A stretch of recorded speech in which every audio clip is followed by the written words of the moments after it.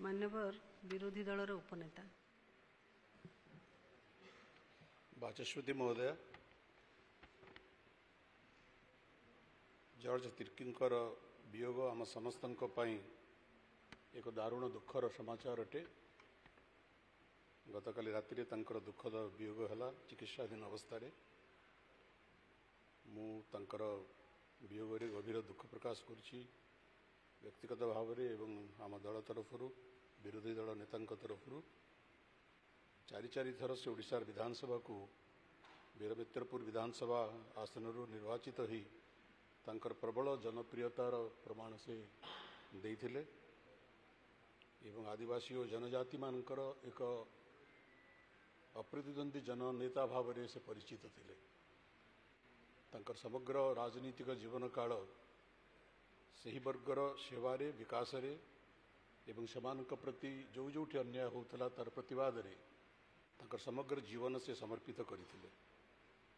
एक गृह को से जिते निर्वाचित आसीथिले मोर सौभाग्य जो 1995 मसीह एवं 2009 मसीह ए गृह रे तांका सहित कार्य करिवार सौभाग्य मते मिलिथिला एवं से समय देखी किपरि प्रवीण भाव में प्रांजल भाव में स्वस्थ भाव में एवं निर्भीक भाव में आदिवासी संप्रदायर जनजाति मानकर एवं से अंचलर साधारण मनुष्यर दुख को जंत्रणा को वेदना को ये गृह रे किपरि बलिष्ठ भाव से उपस्थापित करुले।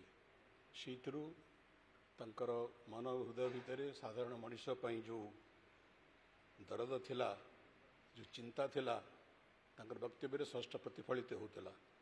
तांकर वियोग केवल तांकर निर्वाचन मंडल जनसाधारण नुहे समग्र ओडिशार समग्र जनजाति मानक पई आदिवासी मानक पई जो माने समाजर तल वर्गर साधारण मनुष्य दुखी निष्पेषित अत्याचारित से समस्त वर्गर से स्वर थिले।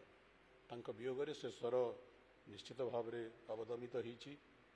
तांकर वियोग रे तांकर परिवार वर्ग प्रति मु एवं आम दल तरफ मु गभीर समवेदना ज्ञापन करुच्ची एवं माननीय मुख्यमंत्री जो शोक प्रस्ताव आगत करिसंती मु एवं आम दल ताकू सर्वांतकरण रे समर्थन करुचु एवं आमर मध्य सहानुभूति एवं शोक तांको आपनक जरिया तांको परिवार को जणाई देबा पई मु आपनकु विनम्र निवेदन करुच्ची। धन्यवाद।